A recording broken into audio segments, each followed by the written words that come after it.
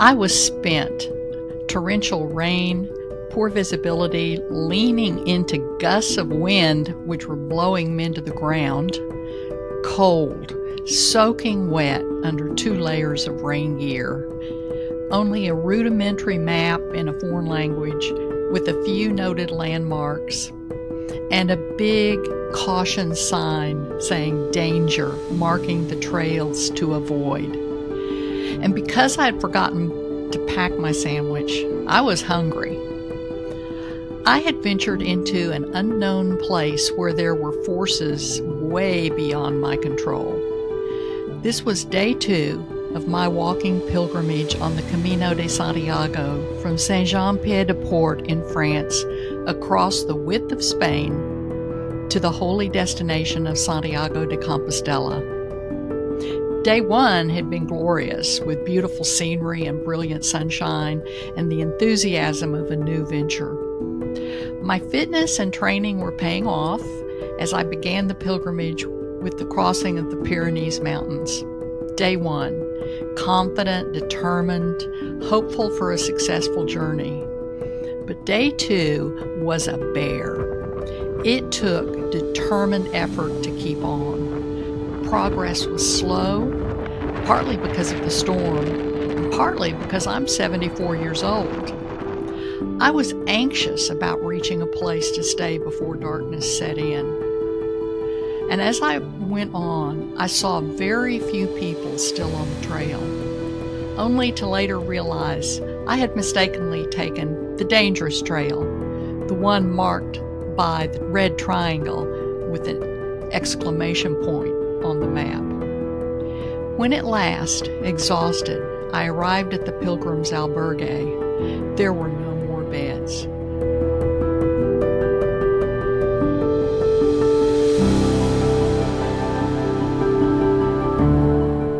I'm Dr. Corabell Arps, and welcome to the Caregiver's Careport, a podcast for caregivers and the people who care about them.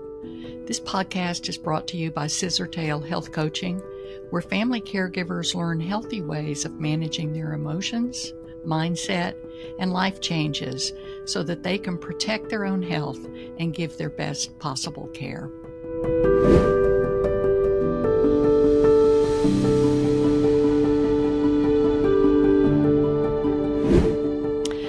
So what does crossing the Pyrenees in a great storm have to do with caregiving? As it turns out, they both are greatly impacted by our mindset.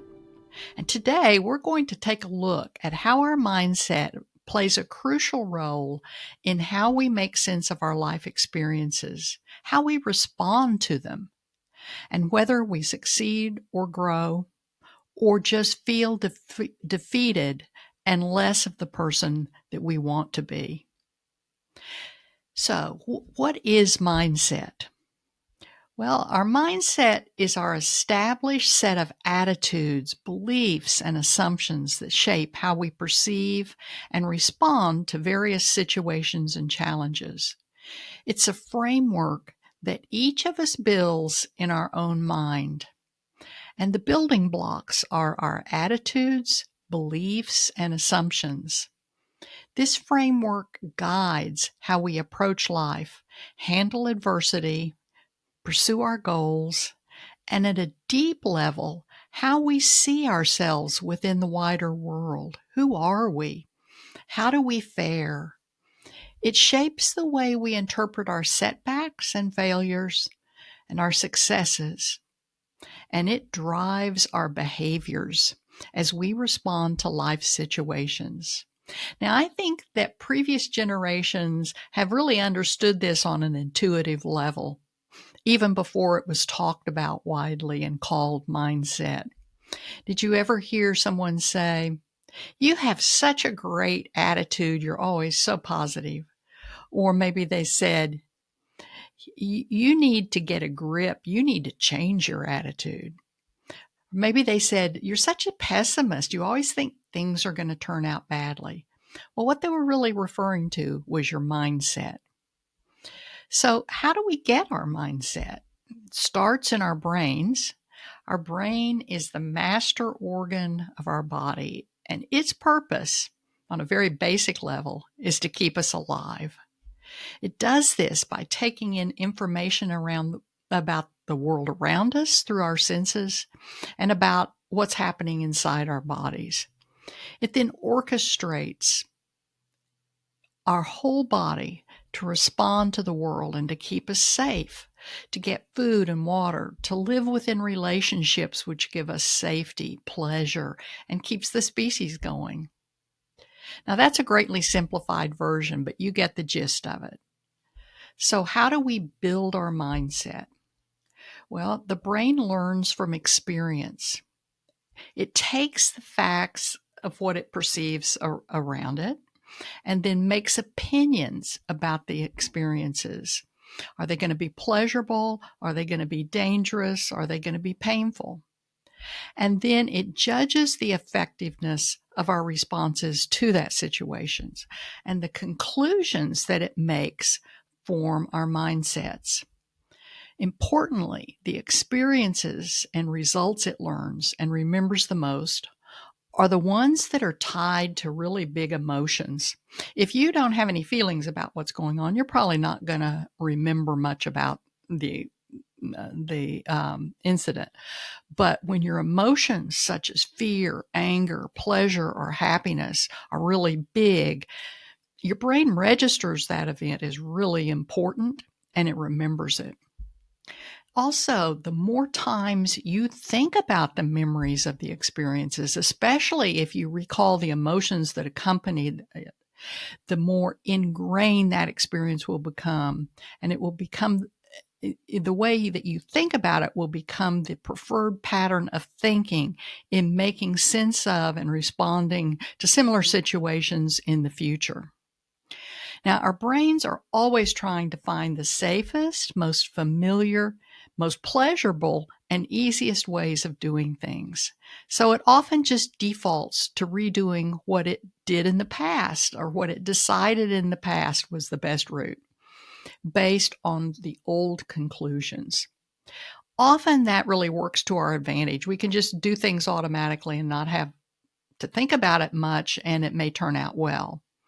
But if the old framework is faulty or applies to something which really is out of context for the previous experience, it can really get in our way. Take, for example, a caregiver who suffered financial losses in the past, and she became very protective of her financial resources and a little suspicious about anything that may diminish them. While she was caregiving, an in-home health aide stole from her. She was really angry and felt vulnerable. And her underlying mindset triggered thoughts like, I don't trust any home health aide now because that last one stole money from me, so it's not safe to have him coming into my home, and I'm not going to have another one. Well, this decision then causes increased stress from the lack of needed help. The increased stress reinforces feelings of inadequacy and being victimized, and the need for help, which brings her back to thoughts about in-home aides and why she won't get another one. The cycle just reinforces itself. And there's the added risk that that belief will morph into an additional negative belief about herself, which is bad things happen to me. I can't even get help. I'm a victim. And you can imagine how that's going to play out for her. The good news is that we can remodel our mindset framework, and we can look at those areas which tend to be negative and work against us and shift them to be more positive. We have the power to actually shift our assumptions and beliefs and attitudes. And when we shift them to be more positive, we tend to be happier, feel less stressed, and be more successful. Not only does that feel better emotionally, it may also improve our physical health also, and that's so important for caregivers who have multiple stressors, usually day in and day out. There's growing scientific evidence that a positive mindset can make our lives longer and healthier. But to produce good health, positive emotions and mindset need to be long-term. So changing the underlying mindset framework is really important for better health over the long term. Now, I admit it can be challenging to change our beliefs because it involves admissions that we may be wrong. It requires that we be open-minded and non-judgmental toward ourselves. Just look at it simply as a mission to clean up beliefs that don't serve you well and replace them with beliefs that help you feel and function better. So, if you'd like to give that a try, here are some strategies to help you be successful. These are evidence-based practices, meaning they're proven and not just kind of pulled out of the sky randomly. They're grounded in neuroscience, and we can use them to remodel our mindset and make it more positive. So first, take a realistic and honest look at the situation, and it's best to do this when your emotions aren't running high and derailing your ability to think clearly. Do you ever have the experience that when you're really angry or you're really frightened, you just behave in ways that you never would if you were, more calmly planning out a response to a situation? Then reflect and talk to yourself about the situation. Examine it. Here's an example of how it might go for the woman who was robbed by a home health aide. So she's talking to herself and she says, yes, that aide stole from me. I've really been upset by that. It makes me think that I don't want anyone else coming into my home. I have to protect what I have, and I just can't be vulnerable like that. It makes me too nervous. But, it was just that one aide. There were other aides who didn't steal and were helpful. So how many performed well? Well, the first 9 I had, I really liked. Even the substitute ones were good. And they were honest. 9. Okay, so 9 out of the 10 aides were really good and helpful, 90%. 90% were okay. So what are the odds I could get another aide which wouldn't steal from me? Well, maybe about 9 to 1. Well, I would like another aide. Do I need help? Yes, I do. That's why I got them in the first place. Is this a risk I think would be worth taking? I'd have to think about that. Well, are there ways I could protect myself from theft? Why might my feelings be so strong about the possibility of losing something, especially when it was just $40? Well, I know the thing I'm really worried about losing. I'm really worried that my husband's going to die and I'm going to lose him. Then what will I do? He's the most important thing to me. And when that health aide stole from me, it just brought up those feelings of loss, not just about that money, but about the really big stakes of what I'm doing here. My husband and whether I would lose him. If I don't get a health aide, how am I going to take care of him? I can't do it all myself. Having a health aide would really help me keep my own health and my own sanity. It would be good for my husband too. So given all of that, what's my best step forward now? And what if I make the wrong decision? If my decision doesn't work out, what else could I do in the future? So that's the kind of self-talk that can really help you get past just reacting to emotions and really planning out responses that make sense and will work well for you in your situation so that you're more likely that good things can come out of it.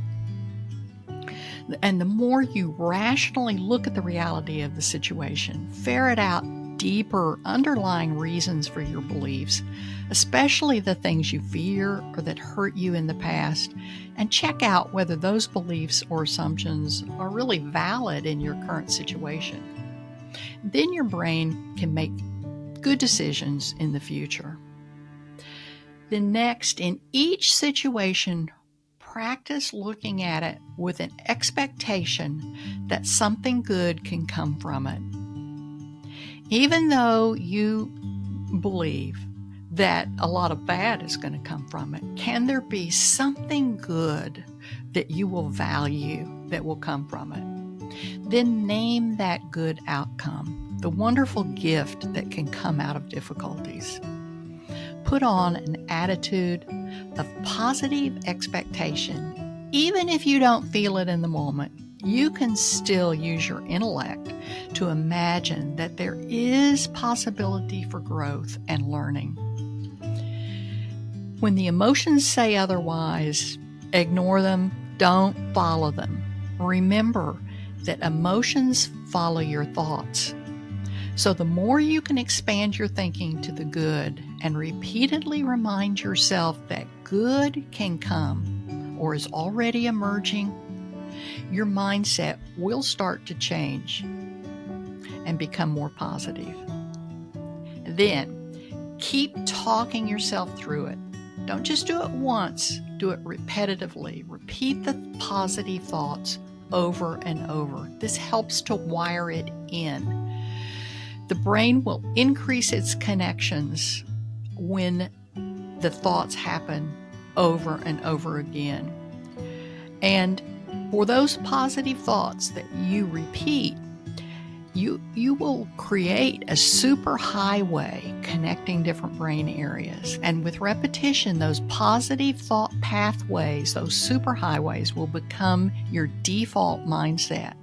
And you will be less stressed, and less stress is better for your health. You'll feel more empowered and be more likely to succeed. When good does emerge, then remember it often, recall it often, tell about it. And when you recall the good that emerged, connect the thoughts with the pleasurable emotions which accompany them. Thoughts that are coupled with emotions are much more likely to be remembered. And again, that will just reinforce your brain's superhighways for positive thoughts. Now, I want to go back to my experience of walking the Camino de Santiago, crossing the Pyrenees, and looking at how a day that some might judge as terrible, something never to repeat it, something they would never want to have happen on a trip. That day became one of the most positive and treasured days of my life. How did my mindset shape it? And how, in turn, did that day shape my mindset? Well, the weather that day, as I told you, coupled with the elevation gain and the distance, made walking extremely hard. As I walked, I was tempted to think about how cold I was, how wet I was, and how this was not the vision I had had for the Pyrenees. But I recalled other hard things that I had done in my life and succeeded. The death of my husband, childbirth, medical school. And I told myself that I had made it through. And not only had I made it through, but those things which had been hard and painful really bore other, really treasured things in my life. And many good memories, were brought to mind, even though they had also been associated with some very difficult memories. I just kept on as best I could, and I made it through. I would make it through this as well, and I would feel really good about it when all was said and done. When thoughts about the discomfort or fears crept in, I just focused on putting one foot in front of the other. A strategy which I assumed would work for me because it always had before. And what happened when I finally made it to the place and there were no beds? Well, I admit, I usually like to take care of things myself, do things my way and on my own. That just wasn't going to work for me at this point. I could have turned around and just started walking, hoping to find another place, but I was clueless at that point. A volunteer for pilgrims invited me to come in and sit down. He then left and returned a few minutes later with a smile on his face. He had arranged for another place to stay and a taxi to take me there. I had my own cottage in a campground, and there was a wonderful restaurant for a hot meal, which certainly beat staying in a large dormitory at a place where dinner time was already over. So what role did my mindset play? My belief in my own ability to persevere in the face of difficulties gave me energy and confidence in myself.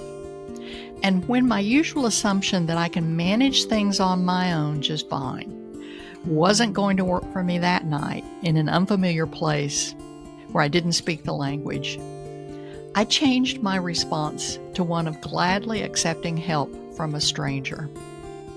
That was a really good move. My mindset really supported me that day, and my willingness to be flexible supported me.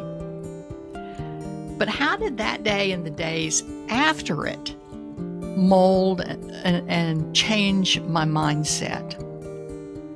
Well, one thing to know is that pilgrims on the Camino de Santiago talk to each other and share all kinds of things.